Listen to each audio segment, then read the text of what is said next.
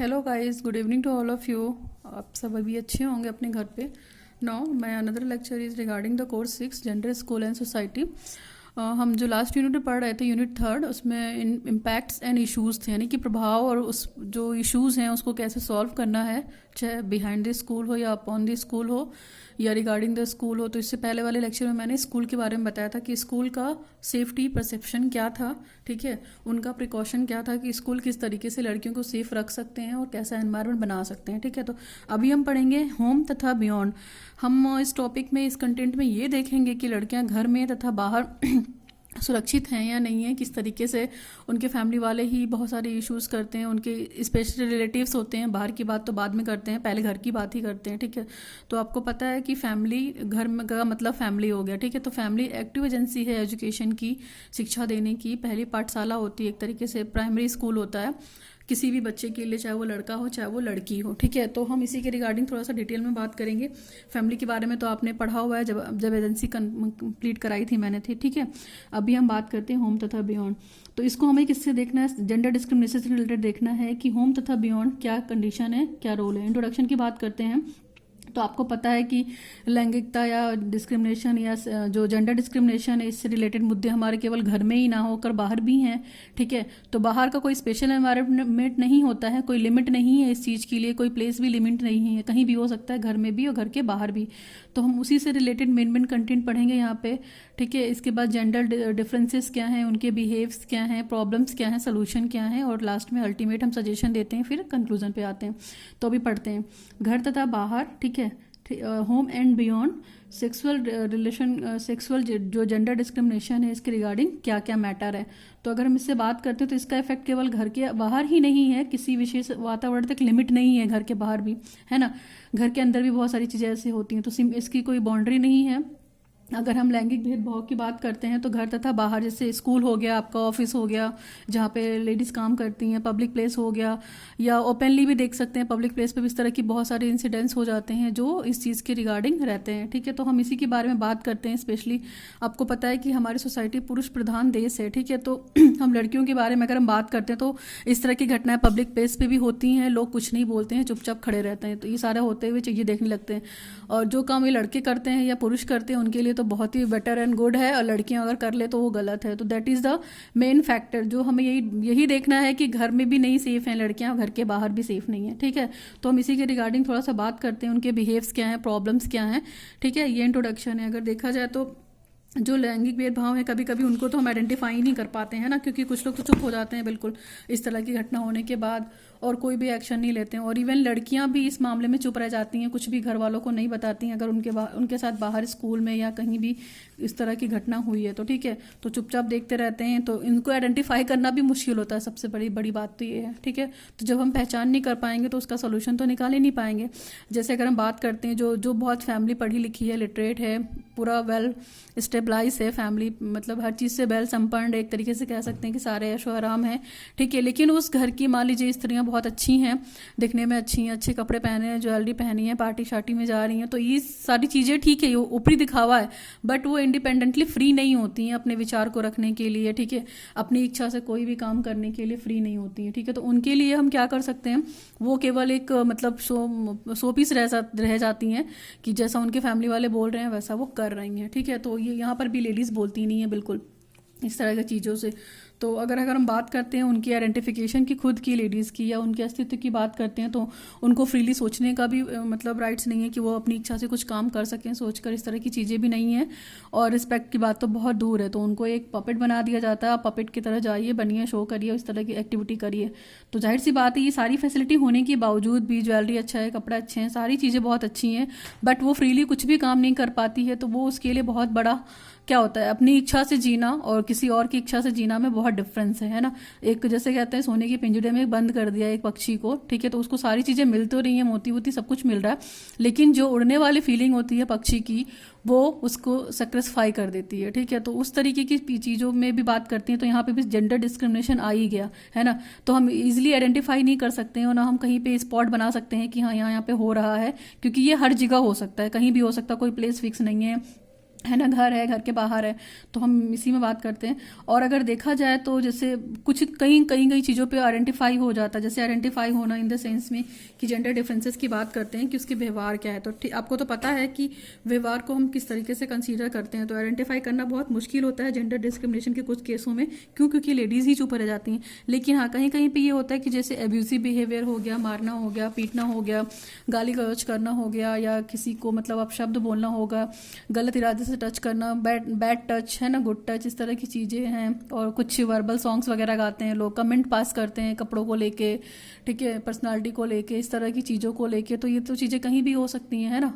और इसी के रिगार्डिंग हम बात कर की है हमने, और इसी के रिगार्डिंग बात करनी है कि इसको ख़त्म करने के लिए हम क्या क्या कर सकते हैं। तो इसके लिए किसी व्यक्ति या स्थान को दोषी देना भी ठीक नहीं है, क्योंकि ये कहीं भी हो सकता है, इसके बहुत सारे वेरियस फॉर्म भी हैं, है ना। कभी कभी ये बहुत ज़्यादा क्रूअल रूप ले लेता है, इमोशनल चीज़ों को कभी कभी महिलाओं के हित में मतलब समक्ष प्रस्तुत करता है। तो आप समझ सकती हैं कि इस तरह से ना तो हम प्लेस को आइडेंटिफाई कर सकते हैं, ना किसी जगह को आइडेंटिफाई करते हैं। बट यहाँ पे तो हम केवल घर और घर के बाहर के लोगों के बारे में बात करेंगे। तो ये तो थोड़ा सा इंट्रोडक्शन था कि लैंगिक भेदभाव होता क्या है। तो ये सारे भेदभाव हैं, ठीक है। हाँ, ये भेदभाव कुछ लोगों के कारण होते हैं, कुछ फैमिलीज के कारण होते हैं, बाहर भी होता है लेडीज़ के साथ और अंदर भी होता है, ठीक है। तो अभी हम एक थोड़ा छोटा सा चार्ट देख लेते हैं। जैसे हमने यहाँ पे बात की है प्लेस के रिगार्डिंग, तो sexual discrimination, places and individual. अगर बात की जाए तो लैंगिक भेदभाव की स्थल तथा व्यक्ति, ठीक है। तो पहले हम बात कर लेते हैं कि वो स्थल क्या है और पर्टिकुलर उससे रिलेटेड पर्सन क्या है जहाँ पे ये घटनाएं हो जाती हैं, या जिससे रिलेटेड ये घटनाएं हो जाती हैं, हम ध्यान नहीं देते हैं। तो अगर घर की बात करते हैं, होम की बात करते हैं, और दूसरा है बियॉन्ड द होम, घर, और उसके घर के बाहर की बात करते हैं। तो घर में तो क्या क्या स्थान है, प्लेस देख लीजिए, फैमिली वाले मेंबर हैं ना, फैमिली मेंबर या हाउस मेंबर हो गया, आपके नज़दीकी जो रिश्तेदार होते हैं वो भी ऐसी घटनाएं करते हैं, मदर फादर भी इन्वॉल्व हैं इसमें, ब्रदर सिस्टर भी इन्वॉल्व हैं, नेबर्स भी इन्वॉल्व हैं। तो ये तो क्या है, घर का प्लेस है। अगर बियॉन्ड द प्लेस देखा जाए, बियॉन्ड द होम देखा जाए, तो स्कूल हो गया, है ना, नेबर्स हो गए, यानी कि पड़ोसी का घर हो गया, मान लीजिए bus stand, railway stand, shops वगैरह हो गई, एजेंसी ऑफ ट्रांसपोर्ट हो गया, शॉप्स हो गई, उसके बाद रेस्टोरेंट, होटल है, पार्क है, रोड है, हॉस्टल है, ये सब ऑफिस। ये जो तो चीज़ें हमारी घर में हैं, जो ये मतलब सेक्सुअल डिस्क्रिमिनेशन की रिगार्डिंग सारी चीज़ें करती हूँ। घर के बाहर इतनी सारी चीज़ें हैं, देखिए आप प्लेस, अगर हम प्लेस की पर्टिकुलर प्लेस स्टॉप की बात करें या स्पॉट की बात करें, तो स्कूल है, नेबर है, इस तरह की चीज़ें हैं। तो आप देख लीजिए रिलेटेड पर्सन कौन होते हैं जो ये कांड करते हैं। तो हमारे अंकल हो गए, ग्रैंड चाचा, दादा दादी, भाई बहन, brother siblings, mother father, maternal uncle, brother in law, father in law, sister, इस तरह की चीज़ें। तो केसेस होते रहते हैं, लेकिन इन केसेस में लड़कियां बोलती नहीं हैं, चुपचाप रहती हैं। और अगर घर के बाहर देखा जाए तो घर वाले तो इन्वॉल्व होंगे, घर के बाहर वाले भी हैं, टीचर हो गया, ठीक है, अनवांटेड एनिमल्स हो गए, मतलब एलिमेंट्स हो गए, सीनियर हो गए, कभी कभी वो सब भी ये काम करते हैं, जिससे लड़कियां फील करती हैं, बहुत ही रिग्रेट फील करती हैं, पछतावा फील होता है उनको डर लगता है, हेजिटेशन फील होती है, शर्म आती है। हमारा बॉस हो गया जहाँ पे हम काम करते हैं ना, गवर्नर हो गया, बड़े बड़े पॉलिटिकल लीडर भी इसमें इन्वॉल्व होते हैं, है ना, जो ऑफिस में काम करते हैं, अच्छे लेवल पे हैं आज, वो अच्छी पोजीशन पे भी हैं। फिर जो आज की यंग जनरेशन है, जो कुछ भी बोलती, कमेंट पास करती रहती है, ये नहीं सोचती है कि उसके घर में भी माँ और बहनें हैं, ठीक है। People working at the public place, सार्वजनिक स्थल पे भी ऐसे व्यक्ति हैं जो मतलब ये काम करते हैं। तो ये तो हमारा था घर, और घर के बाहर कौन कौन से व्यक्ति इन्वॉल्व हैं इस कार्यकांड को करने में। अभी हम थोड़ा सा सजेशंस के बारे में अगर बात करते हैं, तो देखा जाए तो यहाँ पे मेरे पास बहुत सारे पॉइंट्स हैं, हम 1 बाय 1 डिस्कस कर दे रहे हैं। पॉइंट्स इन द सेंस की लैंगिक भेदभाव से संबंधित व्यवहार जो घर तथा घर के बाहर किए जाते हैं वो निम्न है। ओके, 9, पहली बात अगर हम करते हैं तो बालिकाओं को प्रत्येक समय यह एहसास दिलाया जाता है कि वो लड़की है। फैमिली वाले ही बोलते रहते हैं तो लड़की है, कुछ नहीं कर सकती है ये, तो इस तरह की चीज़ों पे हमें ध्यान देना। इसके बाद है बालकों की अपेक्षा उनको हीन भावना समझना, बालकों को ज़्यादा इंपॉर्टेंस देना in comparison to female girls, ठीक है। नेक्स्ट है हमारा घर तथा पारिवारिक जनों के समक्ष बालकों को, जैसे पॉइंट नंबर 2 की बात करते हैं तो consider the inferior to the children, बालकों की अपेक्षा उनको हीन समझा जाता है, लड़के को ज़्यादा वेटेज दिया जाता है। इस तरह की चीज़ें भी खत्म होनी चाहिए, तभी तो हम डिस्क्रिमिनेशन खत्म कर पाएंगे। फिर घर तथा पारिवारिक जनों के समक्ष बालकों को गलती होने पे भी लड़कियों को पनिशमेंट दी जाती है। लड़के की गलती होती है मगर पनिशमेंट कौन खाता है, लड़की। क्यों? क्योंकि वो लड़की है, तो उसको खामियाजा भुगतना पड़ता है। तो ये भी बहुत ड्रॉबैक है, ठीक है, देखा जाए तो। और अगर अगला नेक्स्ट पॉइंट देखा जाए, पॉइंट नंबर 4, तो अध्ययन हेतु समुचित सुविधाओं का अभाव तथा लड़कों की अपेक्षा कम शुल्क। जैसे हम बात करते हैं कि कुछ पेरेंट्स क्या करते हैं, अगर वो लड़का है तो उसे अच्छे इंग्लिश मीडियम स्कूल में पढ़ा रहे हैं, लड़की है तो उसे ऐसी गवर्नमेंट स्कूल में डाल दिया, तो फैसिलिटी भी नहीं देते हैं, उसे प्रॉपर फीस भी नहीं पे करना है और कुछ भी पे नहीं करना है। तो जाहिर सी बात है ये सब बिहेव से भी लड़कियों के अंदर क्या आ जाएगा, डिस्क्रिमिनेशन पावर आ जाएगा कि हमारे साथ भेदभाव किया जा रहा है, ठीक है। और पॉइंट्स अगर हम देखते हैं तो इस पॉइंट्स में देखिए, बालिकाओं को पारिवारिक कार्यों में कम महत्व देते हैं। कोई भी फैमिली फंक्शन हो रहा है तो उनको बाहर का कोई भी काम नहीं इन्वॉल्व ही नहीं करते, क्योंकि उनको पता है कि बस वो खाना बनाएगी और ये काम करेगी, सिर्फ घर के काम करेगी, बाहर के कामों से कोई मतलब नहीं उन्हें। नेक्स्ट है खान पान, रहन सहन। मान लीजिए वो अच्छा खाना पीना पहनना चाहती हैं तो वो उनको ना देकर अपने घर के बेटों को देते हैं, तो ये भी एक तरीके का क्या है, भेदभावपूर्ण व्यवहार है गर्ल्स की तरफ, ठीक है। तो उससे क्या होगी, गर्ल्स डीमोटिवेट होंगी और उनके अंदर ऑटोमेटिक वो फीलिंग आएगी कि हाँ, हमारे साथ डिस्क्रिमिनेटिंग टाइप का बिहेव हो रहा है। नेक्स्ट है हमारा वर्कलोड, घर का कार्य को बोझ समझना, ठीक है। घर का पूरा जो वर्कलोड होता है करने का वो पूरा उनको दे देते हैं कि हाँ, सारा काम उसको करना है खाना बनाना है, सिलाई कढ़ाई बुनाई सफाई बर्तन धोना, हर एक काम, ठीक है, लड़कियों को दे दिया जाता है। इसके बाद अगर देखा जाए तो उनकी एज अभी 15-16 होती नहीं है कि लोगों उनके घर वालों को फैमिली की शादी की चिंता हो जाती है। तो इस तरह की चीज़ों भी क्या होती है, उनके लिए एक तरीके से बोझ होती जा रही है लड़कियाँ, ठीक है, कि हाँ जल्दी से शादी किया और ख़त्म किया, ठीक। इसके बाद घर तथा बाहर अगर देखेंगे पब्लिक प्लेस पे तो वहाँ पे कमेंट्स पास करते हैं, ठीक है। इसके बाद इंसिडेंट लैंग्वेज है, स्कैटरिंग है, स्ट्रीट में जो स्मोकिंग करते रहते हैं, ठीक है, टॉयलेट्स की प्रॉब्लम होती है। तो ये सारी चीज़ें जो हैं देखा जाए स्पेसिफिक डिसेप्शन के तौर पे, तो ये चीज़ें भी गलत हैं एक तरीके से देखा जाए तो, है ना। घर से बाहर अगर वो निकलती हैं स्थलों पे तो कमेंट पास होता है, अब्यूजिंग लैंग्वेज यूज़ होती है, और ये भी क्या है एक तरीके से देखा जाए तो जेंडर डिस्क्रिमिनेशन के रिगार्डिंग ये बाउंड पॉइंट है, ठीक। नेक्स्ट पॉइंट है हमारा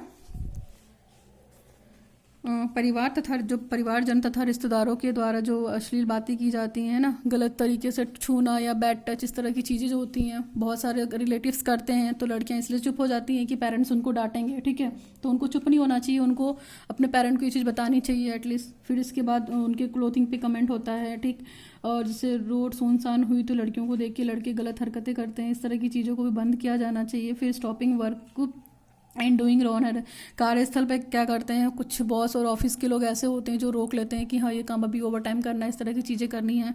तो इस तरह से भी अगर रुकती हैं गर्ल्स तो उनके साथ तो मतलब इस तरह की गलत चीज़ें होने के चांसेस ज़्यादा रहते हैं, ठीक है। इस चीज़ को अवॉइड कीजिए। इसके बाद है डरना धमकाना, SMS भेजना, सोशल नेटवर्किंग साइट का लाभ उठाकर उनको अब्यूज़ करना कि तुमने ये नहीं किया तो मैं तुम्हारा वीडियो अपलोड कर दूंगा या MMS बना दूंगा। तो इस तरह की चीज़ें भी होती हैं, तो एक्सप्लॉइट नहीं होना है। एक्सप्लॉइटेशन जैसी चीज़ों को आपको उसमें फंसना नहीं है कि हाँ एक बार अगर किसी ने कर दिया तो वो आपका मिसयूज़ करेंगे, डरना नहीं है। इसके रिगार्डिंग बात करना है, इसके रिगार्डिंग लॉ एंड स्टेट ने भी बहुत कुछ कर रखा है। फिर सबसे बड़ी आपकी फैमिली है तो आप फैमिली में भी बात कीजिए।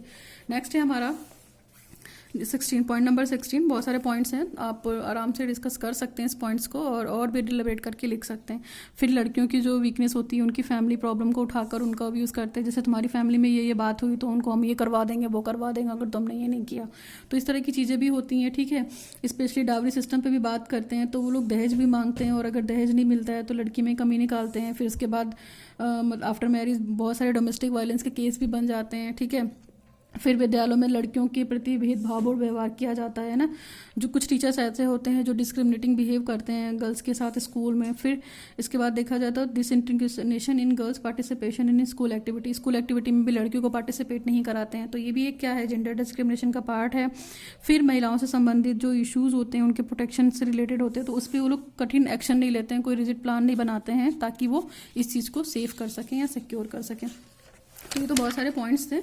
अभी हम थोड़ा सा gender differences and problem and house and outside, ठीक है। तो इसके रिगार्डिंग हम थोड़ा सा बात कर लेते हैं कि समस्याएं क्या क्या हैं घरों में। बालिकाओं का सर्वांगीण विकास नहीं हो पाता है, पता है आपको, ओवरऑल डेवलपमेंट नहीं हो पाएगा। इसके बाद बाल विवाह प्रथा होगी, ये क्या है, ये घर से रिलेटेड प्रॉब्लम है, ठीक है, बहुत सारी प्रॉब्लम है, ठीक। तो ये प्रॉब्लम कैसे हैं घर में और घर के बाहर, तो इन्हीं चीज़ को देखना है और थोड़े से सोल्यूशंस भी हैं। तो बालिकाओं का सर्वांगीण विकास नहीं पाएगा, बहुत बड़ी प्रॉब्लम है। फिर बाल विवाह तथा पर्दा प्रथा आदि का प्रचलन होता है, स्त्रियों की दशा बहुत ही खराब है। फिर missing work according to the interest and, रुचियों के हिसाब से वो लोग अपने को काम नहीं करने देते हैं, इस तरह की चीज़ें भी हैं, ठीक है। और काम भी नहीं मिल पाता है अगर देखा जाए तो धीरे धीरे। फिर है पारिवारिक दायित्वों का बंटवारा करने में असक्षमता, ठीक। इसके बाद देखा जाए आर्थिक सशक्तिकरण भी नहीं होता है, वो फाइनेंशियल भी स्टेबलाइज नहीं होती है, ठीक है, तो वो खुद को क्या स्टेबलाइज कर पाएंगी। फिर देखा जाए साक्षरता दर में कमी होती है, पढ़ी लिखी कम होती हैं, तो जिससे उनको पता नहीं होता है लाइफ के बारे में, रूल्स रेगुलेशन के बारे में नहीं पता होता है, प्लान्स नहीं पता होते हैं, इसका भी बहुत फ़र्क पड़ता है। फिर है हमारी योग्य संतानों का था अभाव, लैक ऑफ एबल स्पीशीज़, ठीक है। तो अगर देखा जाए इस चीज़ में तो बहुत सारे लोग ऐसे हैं जिनको ये पता नहीं है, प्रॉपर तरीके से यूज़ नहीं करना जानती हैं और उनके बारे में उनको गाइडेंस भी नहीं मिलती है, ठीक। नेक्स्ट है हमारा फॉल ऑफ सोशल वैल्यूज़, हमारी सामाजिक वैल्यू आज की डेट में गिरती चली जा रही है, ठीक। और उसके बाद सामाजिक एवं सांस्कृतिक व्यवस्था में अवरोध की समस्या। तो इस तरह का जो स्टैग्नेशन हो गया या वेस्टेज हो गया, इस तरह की चीज़ें भी बहुत प्रॉब्लम में आ रही हैं। तो बहुत सारी प्रॉब्लम है, ठीक है। ये तो इतनी सारी प्रॉब्लम हो गई हैं, 10 प्रॉब्लम्स थी यहाँ पे। और भी प्रॉब्लम्स आप कंसीडर कर सकते हैं कि लड़कियों को बहुत तरह की दिक्कत होती है, ठीक है। और सोसाइटी में उनकी कंडीशन बहुत अच्छी नहीं है। अभी की डेट में भी बात की जाए तो कहीं ना कहीं लिटरेट फैमिली भी इस तरह की चीज़ें करती है, डिस्क्रिमिनेट करती है हर तरह से।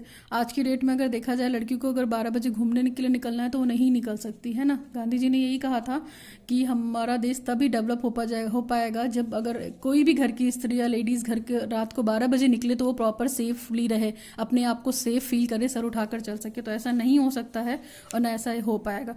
क्यों? क्योंकि इंडिया में बहुत सारे ऐसे करप्शंस हैं और इस तरह के लीडर्स हैं, इतने सारे प्लान और इम्प्लीमेंटेशन बन गए हैं, लेकिन उसको प्रॉपर तरीके से इम्प्लीमेंट नहीं कराया गया है regarding the women protection and security, ठीक। तो इतनी सारी प्रॉब्लम है, इन प्रॉब्लम को हम थोड़ा शॉर्ट आउट करते हैं सोल्यूशन के थ्रू या हमारा सजेशंस के थ्रू। तो हम सजेशन के लिए क्या कर सकते हैं?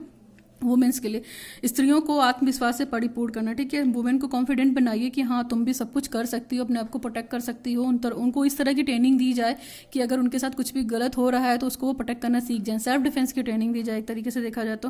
फिर स्त्रियों को शिक्षा प्राप्त करने तथा उनको उनकी स्किल्स जो हैं, उनकी जो एबिलिटी है, उनको अपॉर्चुनिटी देनी चाहिए कि वो इस चीज़ को अच्छा कर सकती हैं, ठीक। फिर स्त्रियों की हीन दिन दशा जो है उनसे उनको परिचित कराएं, ठीक है। और स्पेशली उन्हें लॉ भी बताना चाहिए कि लॉ बताकर उन्हें अवेयर कराना चाहिए कि हमारे जो पुराने इतिहास में बहुत सारी लेडीज़ या स्त्रियां ऐसी रही हैं जिन्होंने अपने दम पे बहुत कुछ किया है, तो वो भी अच्छा कर सकती हैं। फिर बेटे तथा बेटी की जो परवरिश है वो इक्वल रूप से करिए। आप बेटा है तो उसे अच्छी फैसिलिटी दे रहे हैं, लड़की है तो नहीं दे रही है, गलत है, दैट इज़ द रॉन्ग, ठीक है। बेटा और बेटी का उतना ही हक है फैमिली पे जितना कि एक बेटे का है, ठीक। तो बेटी को आप डिस्क्रिमिनेट मत कीजिए। नेक्स्ट है हमारा, आपके दिमाग में ये होता है कि boys are stronger and better than the girls, लड़के लड़कियों की अपेक्षा अधिक शक्तिशाली और श्रेष्ठ होते हैं। तो इस चीज़ को भी ख़त्म करना है, डीमोटिवेट नहीं करना है आपको। अपनी घर की गर्ल्स को, घर के बाहर भी जो लड़कियां हैं या स्त्रियां हैं, ठीक है, उनको भी बताना है कि आप लड़कों से अच्छा कर सकती हैं।